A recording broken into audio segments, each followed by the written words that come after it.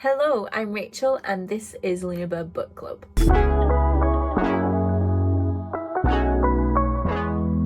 This is Rachel's Reading Wrap-Up September, where I tell you all the books that I read in September. But today is actually the 4th of October. Now I had the Saturday release day this time, and I've been putting off completing the video all week. Every time I opened it in my laptop, the editing software would just close and I couldn't work out why. So I moved to the desktop this evening, knowing that I needed to edit the video before it comes out in the morning. And when I tried to do something in the editing software this time, all of the videos that I tried to open in it said that they were unusable because they had a variable frame rate. And that made me want to cry. So instead, I'm just going to sit here and tell you all the books that are in September and talk about them and all the other things that I did in September. Now, do you know what? This may be a blessing in disguise because I was ill for most of September and it's still lingering now. So you could see through the videos I was getting progressively worse and worse. And every video I just looked like I was about to collapse from exhaustion. So instead you get bathed in lamplight, Rachel. Unfortunately, this does mean that there's no hot chocolate wall in this video, and I know that's really why you all tune in, so please accept my humble apologies for that. Kathy's September reading journal came out yesterday. You should go and check that out. I have watched it, I enjoyed it, and this is my message to Kathy from the future, saying, do whatever you want with my copy of Rhythm of War, babe. Abuse it, I don't care. Books are meant to be loved and cherished, and what better way to show that a book is loved and cherished than it being slightly worn?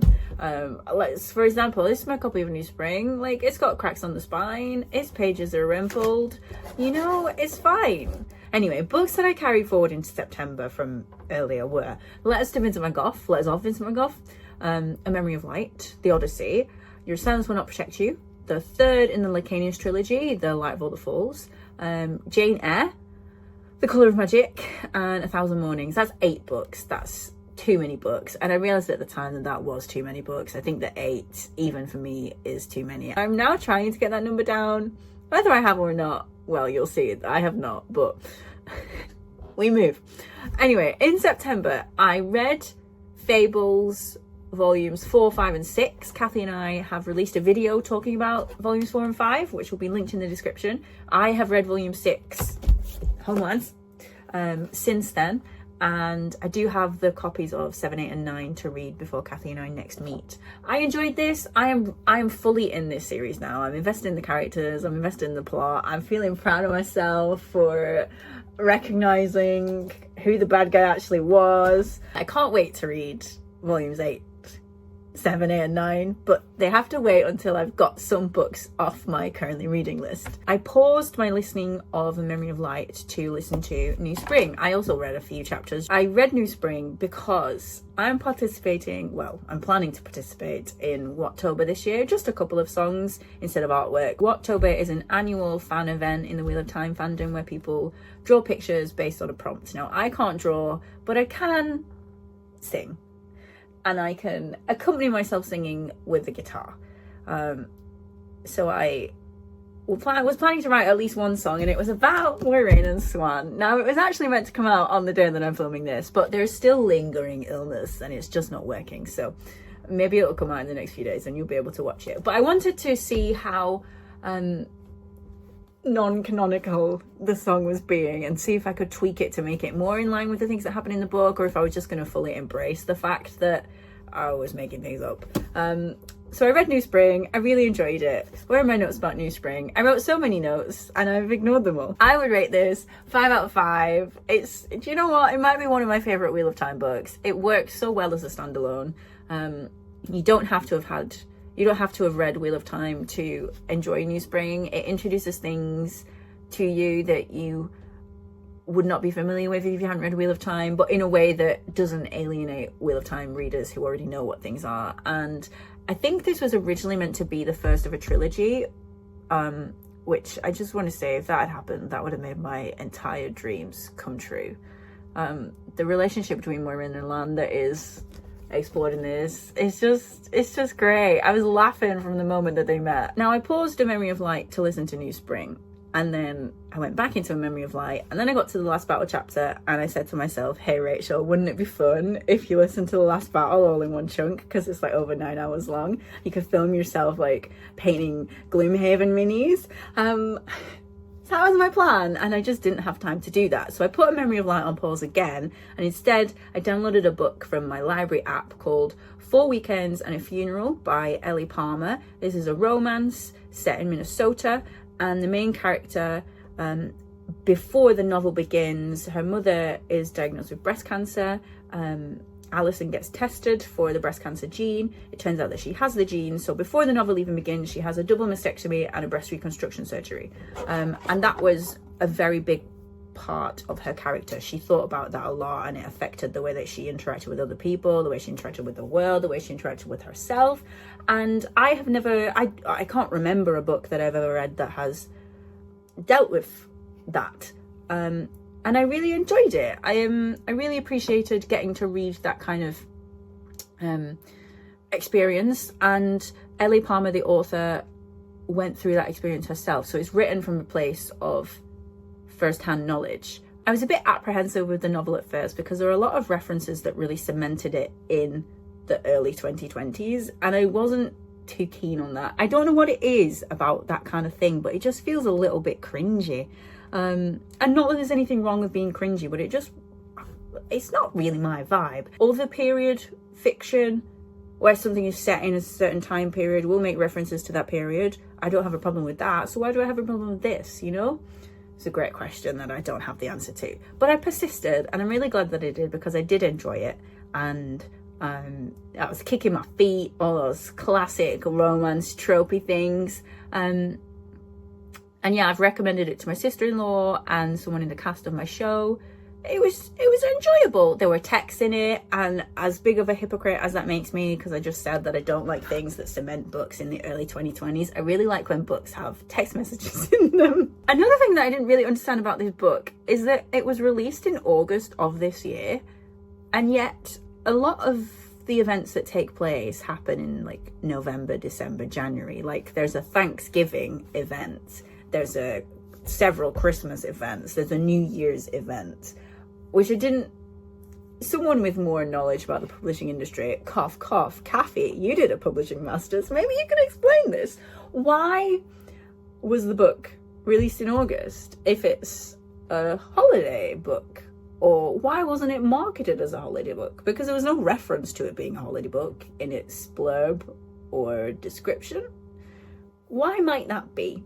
After finishing 4 Weekends and a Funeral, audiobook wise, A Memory of Light is still on pause because now I'm listening to Rhythm of War. Kathy is reading it. My friend off the channel is reading it. So I'm listening to Rhythm of War. At the time of filming my Hot Chocolate Walla end of month video, I was up to chapter 7 and I was really enjoying it.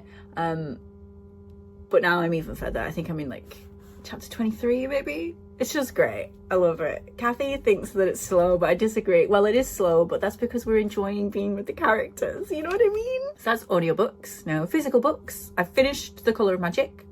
I really enjoyed it. I would definitely read more Discworld, but not until I've got rid of some of the books that are still on my reading list. This was the first book on my physical TBR video that I have actually read this year, and I deserve a pat on the back for that. Thanks for applauding me, guys. I know it's a big moment. At some point, I started reading The Wizard of Oz. Now, I've had the copy of this book since I was a child in primary school, but I've never read it. And I'm in a musical version of The Wizard of Oz. And I am just wanted to look at the source material to see if I could do any extra bits in my character.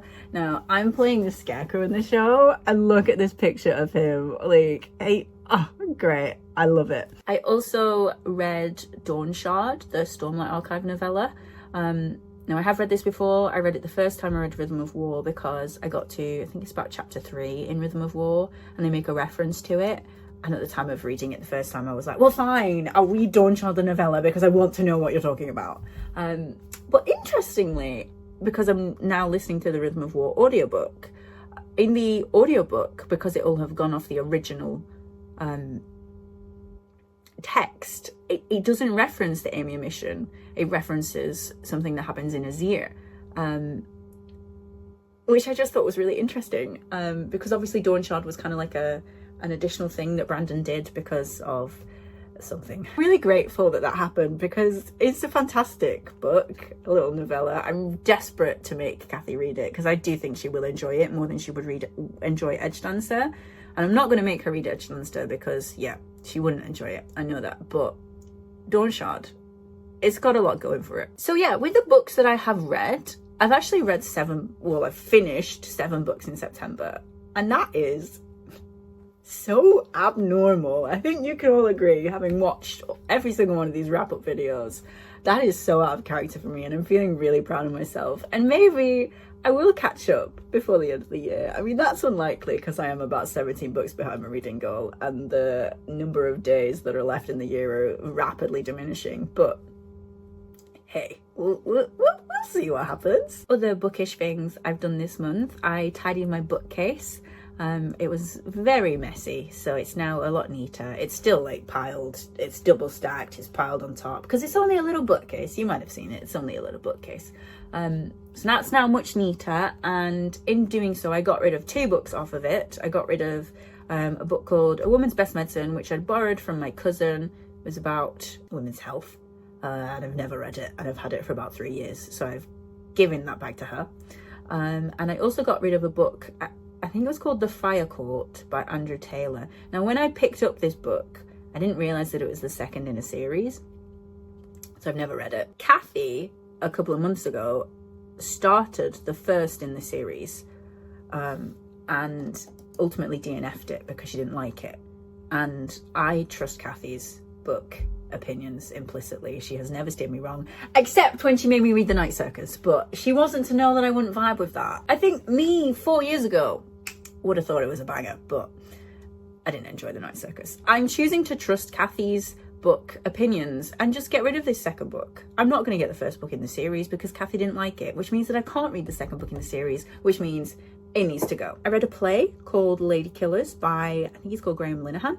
That was very funny. I really enjoyed it. Still haven't started reading Lacanius number 3. I kept on telling myself that I would. Every book that I started, I was like, right, I'll read this, and then I'll read Lacanius number 3. And I haven't, which is bad, because now it's October, and aside from reading the books that I'm currently reading, I want to read spooky books, like Frankenstein, books about vampires. You know what I mean? Let's be seasonal. But before I read the seasonal books, I have to read Lacanius number 3, because otherwise I'm never going to read it, and then someone's going to reserve it from the library and I'll have to give it back, and then I won't read it. So yeah, that's where I'm at. I went to see a play that my aunt and uncle were in, and their theatre group have a secondhand bookcase. So I bought 2 books when I went there. I bought a book called The Vets at Hope Green. It sounds very cheesy, a little cheesy romance. Love it. I bought The Dressmakers of Draper's Lane, which is historical, and maybe one day I'll read those books. I also bought a book. Now, Kathy went to Haworth with her family. I put that in her reading vlog. I also went to Haworth with my cousin. There's a little bookshop in Haworth, a second-hand bookshop, antique bookshop, and I got something for Kathy that I'm not going to show on camera because it's her birthday in October, and this is for her for then. So Kathy will show you this. I think that's it. Books I'm carrying forward.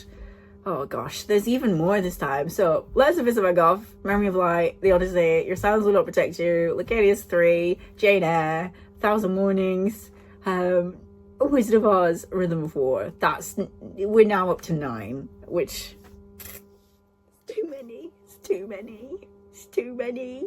What have you been up to in September? Is anybody else ill and has been suffering for like 3 weeks?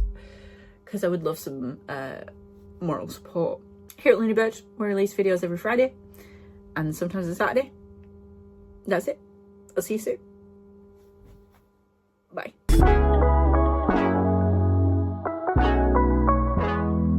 Rhythm of War and A Memory of Light are audiobooks. They don't really count. Oh, crikey, it's recording.